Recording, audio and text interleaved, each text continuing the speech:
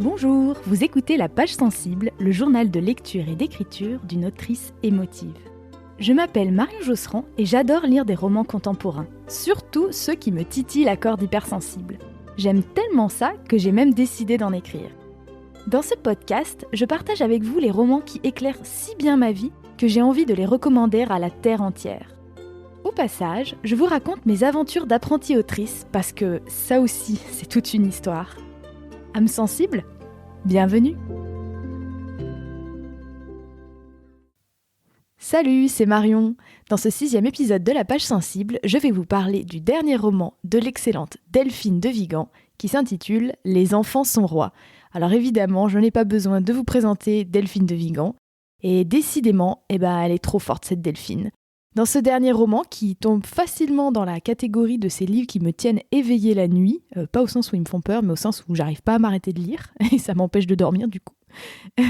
Elle nous livre donc un récit haletant qui mêle avec adresse roman policier, regard sur l'hyper-narcissisme de notre société de l'image, et aussi des portraits de femmes. Côté écriture, je vais vous parler des contraintes que je m'impose à moi-même lors de l'écriture, parfois pour le mieux et parfois aussi pour le pire. Et du coup, je vais aussi vous parler de comment j'ai décidé de jouer les rebelles au cours de mes dernières séances d'écriture et comment ça a donné naissance à des choses très intéressantes. Côté lecture, aujourd'hui, je m'attaque donc à un monument, le dernier roman de Delphine de Vigan. Je dis monument parce que, évidemment, Delphine de Vigan, elle n'est plus à présenter, voilà, elle préside en ce moment même le jury pour le prix du livre inter. Je n'ai pas besoin probablement de vous la présenter, si ce n'est peut-être en disant que le roman qui l'a vraiment fait connaître, c'est Rien ne s'oppose à la nuit. Pour ma part, je l'ai découverte en lisant le roman D'après une histoire vraie, qui est le tout premier livre que j'ai lu d'elle et que j'ai absolument adoré. J'ai hésité à vous présenter D'après une histoire vraie en premier, parce que vraiment j'adore ce roman. Et depuis que je l'ai lu, je lis tout ce qui sort d'elle, et donc tout naturellement son dernier livre. Mais j'ai lu Les enfants sont rois récemment, et je me suis dit, tiens, ça va nous faire une petite actualité, puisqu'il est sorti en 2021. Et je me suis dit que peut-être il y avait plus de chances que certaines d'entre vous ne l'aient pas encore lu. Et voilà, je voulais vous donner envie de le lire, si c'était nécessaire. Pour introduire rapidement la thématique de ce roman, on est un peu, je trouve, dans un mélange des genres. Delphine de Vigan, je trouve qu'elle arrive à bien jouer souvent. C'est-à-dire qu'elle écrit des romans contemporains, mais elle joue un petit peu avec la forme. Par exemple, dans D'après une histoire vraie, elle jouait un petit peu avec certains codes du thriller. Et bien là, pour moi, on est clairement dans une histoire qui va vers du roman policier, mais quand même, on est toujours face à un roman contemporain, c'est-à-dire qu'elle ne respecte pas forcément tous les codes du roman policier. Disons qu'elle s'en inspire, qu'elle emprunte des codes à ce genre. Et puis, sur la fin notamment du livre, on flirte un petit peu avec le roman d'anticipation, presque de la dystopie, vous voyez, un petit peu ambiance Black Mirror, sans aller dans du fantastique ou de la science-fiction, hein, mais on va dire qu'elle pousse assez loin la réflexion sur l'impact des nouvelles technologies sur nos vies, et notamment sur notre ego, notre narcissisme et la façon dont on se voit, dont on se montre. Très clairement, cette histoire, c'est une enquête autour de la disparition d'une petite fille qui s'appelle Kimi, qui a, j'ai déjà oublié, mais je crois qu'elle a 5 ans, et qui se trouve être une star de YouTube. Parce que oui, la petite Kimi, avec son frère Samy, elle se fait filmer par sa mère toute la journée. Alors quand je dis elle se fait filmer, c'est pas tout à fait la bonne formulation. C'est plus passif que ça, c'est sa mère la filme, et les filme tous les deux à longueur de journée, et elle poste les vidéos sur YouTube, sur Instagram, différents réseaux, et en fait c'est leur gagne-pain, la famille vit de ça. Pourquoi ? Parce qu'en fait ils vendent plein de produits dérivés, ils font de la promotion, ils font de la pub, ce qu'on appelle les produits affiliés. Par exemple, ils vont dire « Ah, cet après-midi, on fait des crêpes au Nutella, c'est trop bon le Nutella !» Et ils sont payés par Nutella pour faire ça, bon, voilà. C'est assez fascinant cet aspect du roman. Cependant, la petite Kimi, je ne vous spoil pas en vous disant ça parce qu'on le sait dès le tout début du roman, va disparaître. Alors est-ce qu'elle s'est fait kidnapper ? Est-ce qu'elle a fugué ? On ne sait pas, c'est un grand mystère. C'est vraiment pour ça qu'on est dans un livre d'enquête. Et on va suivre d'une part Mélanie, la mère des enfants, et d'autre part Clara, qui est procédurière à la brigade criminelle de Paris, Donc procédurière, c'est vraiment le nom d'un poste qui existe. En gros, son boulot, si j'ai bien compris, c'est de faire en sorte que le dossier de l'enquête soit nickel chrome, qu'il y ait vraiment tous les éléments et qu'on respecte toutes les procédures au cours de l'enquête. Alors, je pourrais pas vous dire plus précisément, j'aurais dû le googler, mais en gros, elle est là pour faire en sorte que tout soit super carré dans l'enquête. Et donc, c'est un livre qui est à deux voix, même si c'est pas à la première personne, hein, c'est à la troisième personne, donc il, elle. Mais on va dire qu'on est dans l'intériorité un coup de Mélanie, et donc la mère, et ensuite de Clara, donc la policière, la procédurière à la brigade criminelle. Pourquoi j'ai beaucoup aimé ce livre ? Eh bien, comme d'habitude, avec Delphine de Vigan, la première chose qui, moi, me frappe dès que j'ouvre un de ses livres, c'est le style fluide, sans le moindre accroc. C'est objectivement très bien écrit. Vraiment, je trouve qu'elle fait pas de faux pas. Rien n'est inutile. Tout est bien placé, c'est bien construit, on n'est jamais confus, c'est agréable à lire. Comme je disais, c'est très fluide. Et ça, c'est quelque chose que j'apprécie vraiment chez elle. À chaque fois que je lis un livre d'elle, je me dis, ouais, sans faute, quoi.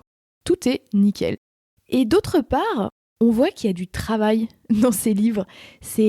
On sent que c'est très bien documenté, que ce soit au niveau des procédures policières, hein, donc Clara n'est pas procédurière pour rien, ou du fonctionnement des réseaux comme Instagram, comme YouTube. On voit qu'elle a pris le temps de se renseigner sur comment un YouTuber gagne sa vie et comment la mère des enfants, en publiant des vidéos de ses enfants, pourrait gagner sa vie, même très grassement. On y croit totalement, on sent que c'est très bien documenté, tout est extrêmement vraisemblable et on a très envie d'y croire. Je me souviens que c'était aussi ce que j'avais adoré dans le premier roman que j'avais lu d'elle, d'après une histoire vraie. C'est que, en fait, j'avais très envie d'y croire, de me dire, mais ça, c'est forcément une histoire réelle. Donc voilà, elle est très forte dans la vraisemblance. Et quant au fait qu'on voit qu'il y a du travail, j'ai été amusée parce que j'ai vu que le livre s'ouvre sur une petite citation, hein, comme c'est souvent le cas. Et cette citation est extraite de l'essai de Stephen King qui s'intitule « Écriture », qui est une énorme référence dans l'univers de la formation à l'écriture à l'anglo-saxonne, ce qu'on appelle le creative writing. C'est tout ce courant anglo-saxon qui existe au moins depuis les années 50, hein, et qui prône que l'écriture n'est pas une affaire d'inspiration divine, un petit peu comme on a tendance à le penser en France, on a tendance à alimenter ce mythe, mais vraiment qui dit que l'écriture est affaire de travail besogneux et régulier. C'est un métier qui s'apprend comme un artisanat, qui nécessite de la minutie, de la constance, de la persévérance, et pas d'attendre que la muse vienne frapper à notre porte. Donc j'ai trouvé ça amusant que Delphine de Vigan ait lu ce livre, cet essai de Stephen King sur l'écriture, où il parle de son travail, du fait il faut écrire tous les jours, même quand on n'est pas inspiré. Bon, moi, c'est pas exactement ce que j'applique, j'écris pas tous les jours. Par contre, j'essaye vraiment de me programmer des séances d'écriture et d'écrire, même si j'ai l'impression que je ne suis pas inspirée. Et en général, j'écris tout autant, en fait, alors que avant de commencer à écrire, je croyais que j'étais pas inspirée.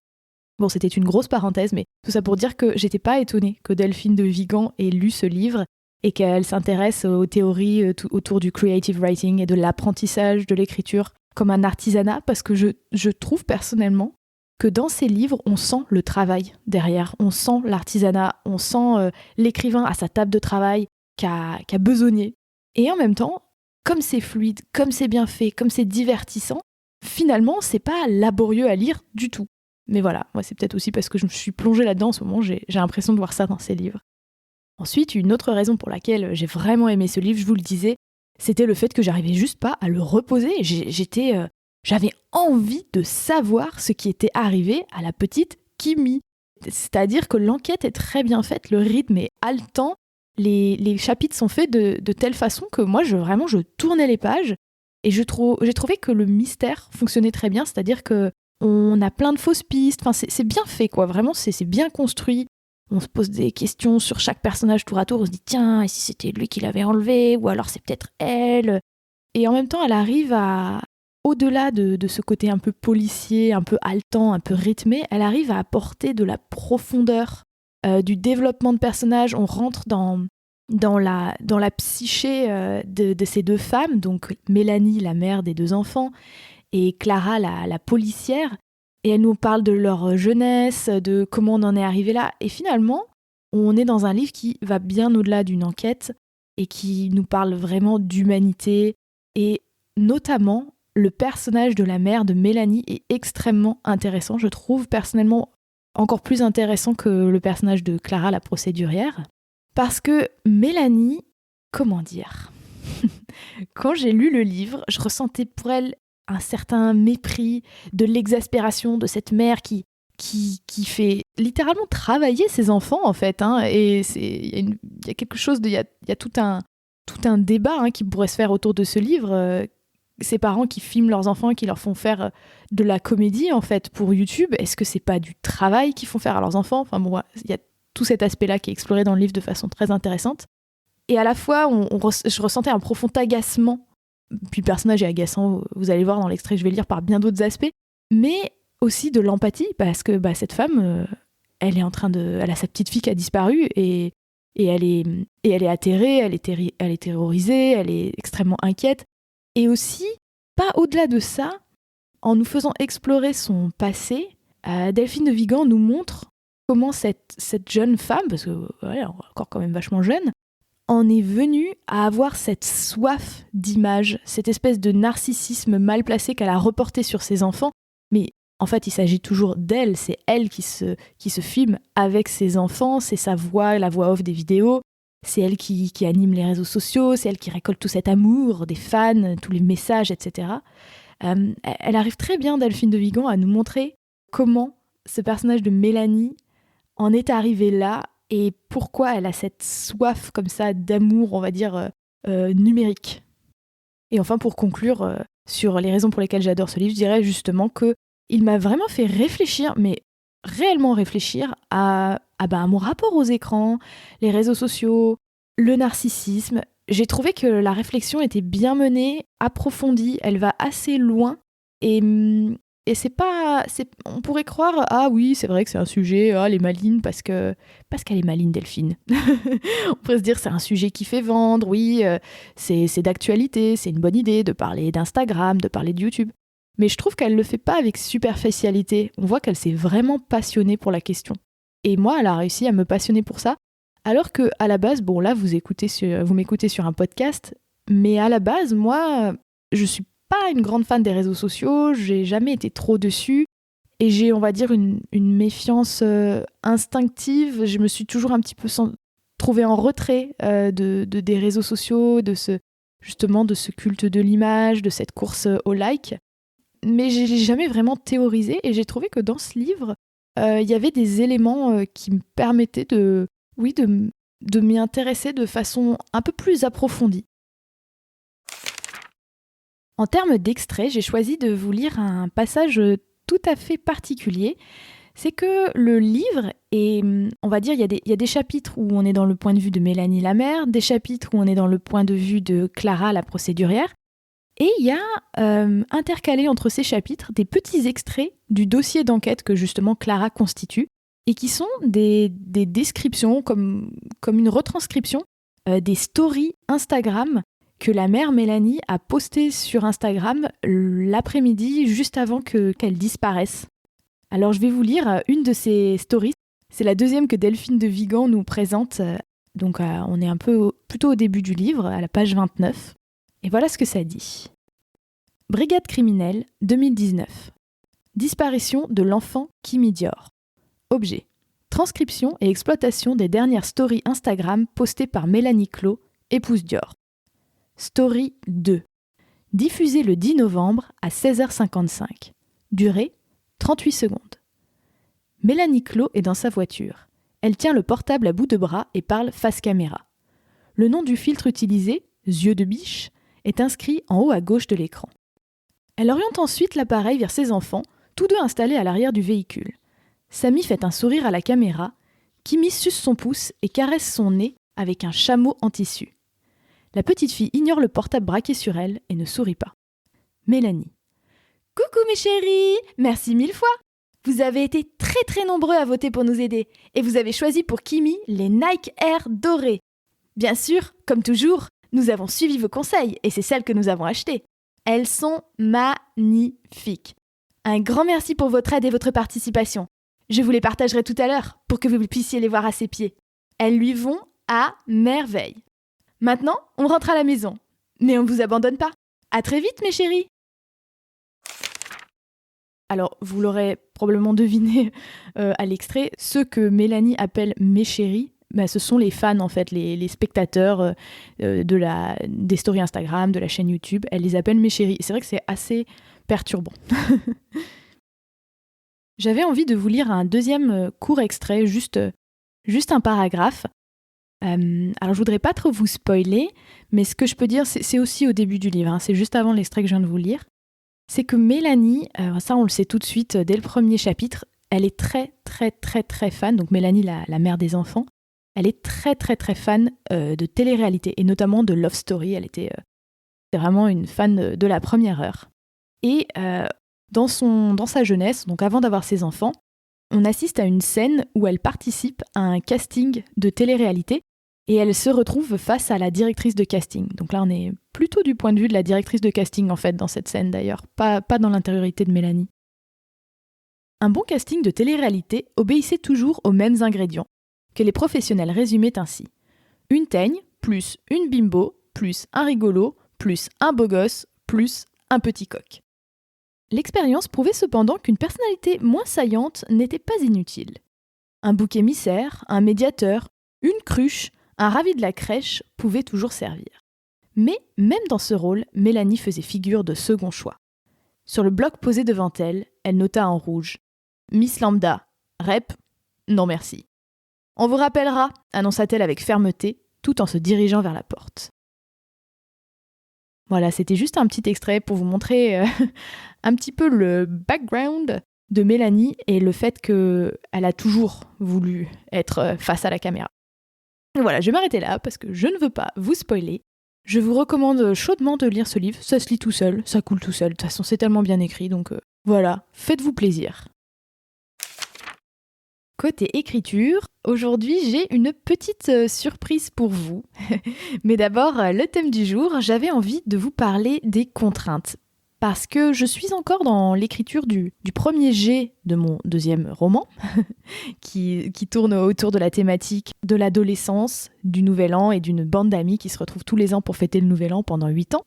Et comme vous l'entendez peut-être déjà dans ce que je dis, et comme je vous le disais déjà dans des précédents épisodes, je me suis donné beaucoup de contraintes pour l'écriture de ce roman. J'ai 5 narrateurs, j'ai des ellipses d'1 an entre chaque nouvel an, on va dire une intrigue à répartir sur 8 années. Il faut faire évoluer les personnages. En plus, ils sont ados, donc évidemment, ils changent énormément.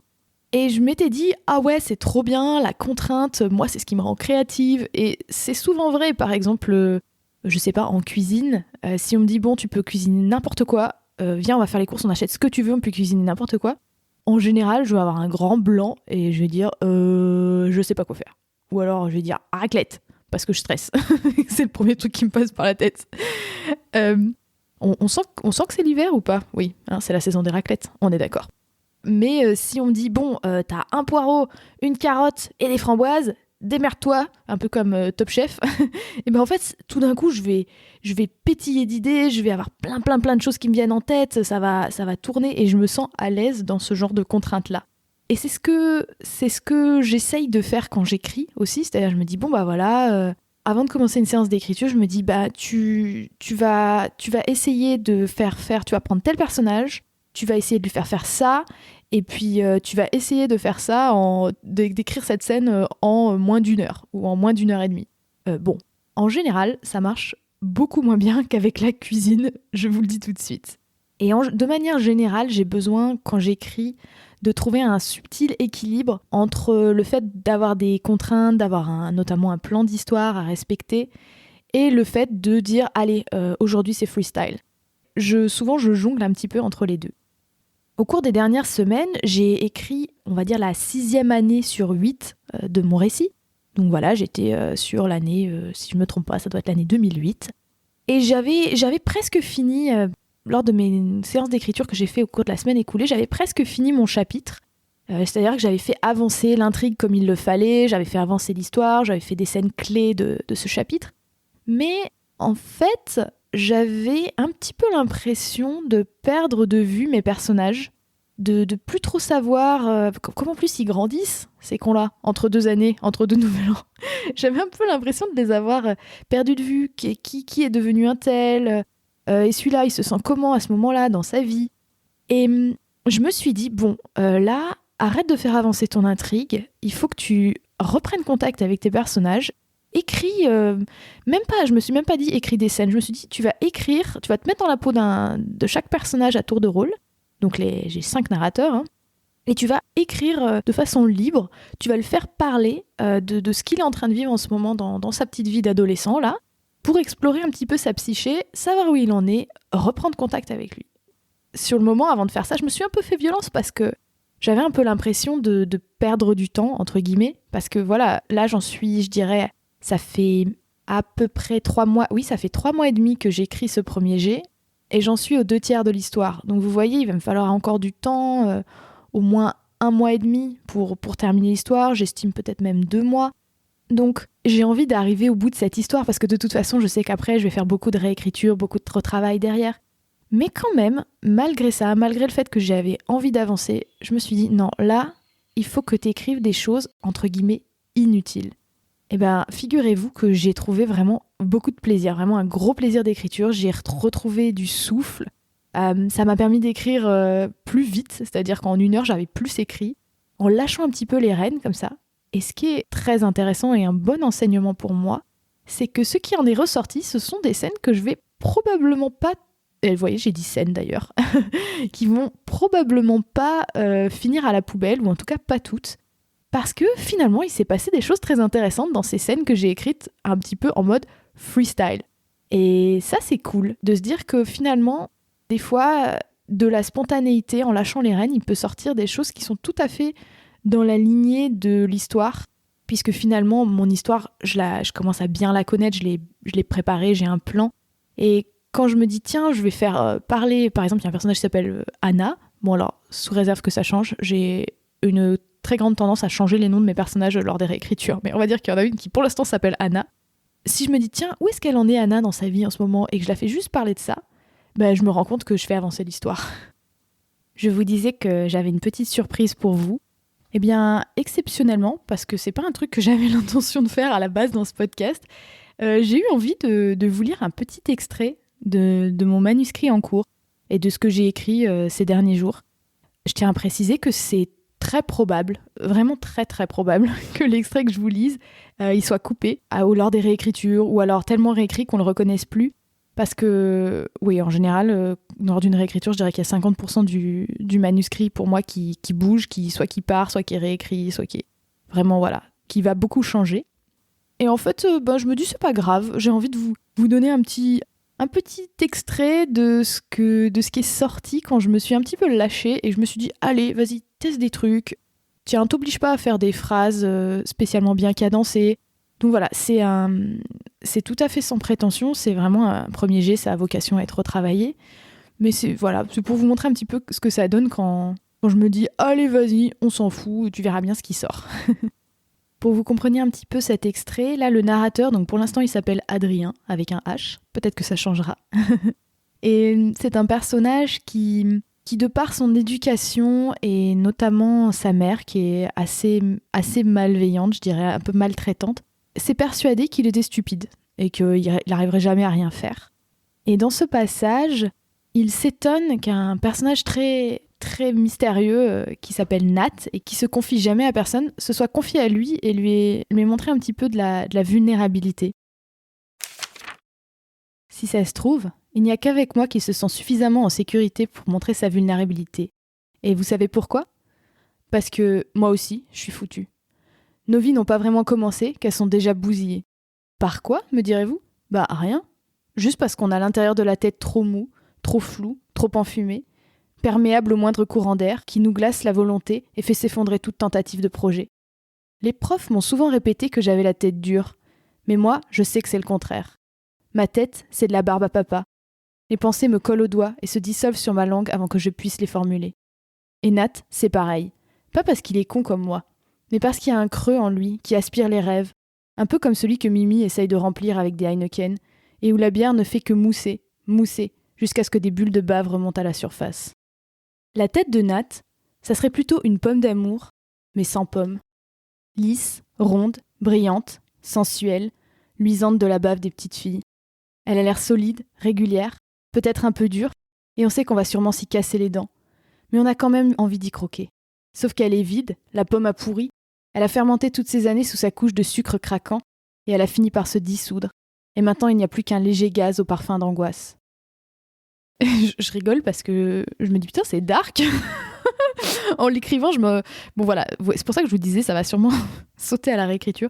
C'est le genre de truc, sur le coup, on l'écrit, on se dit, waouh, c'est pas ce que j'écris. Puis en fait, en le relisant, on est mort de rire et on l'enlève.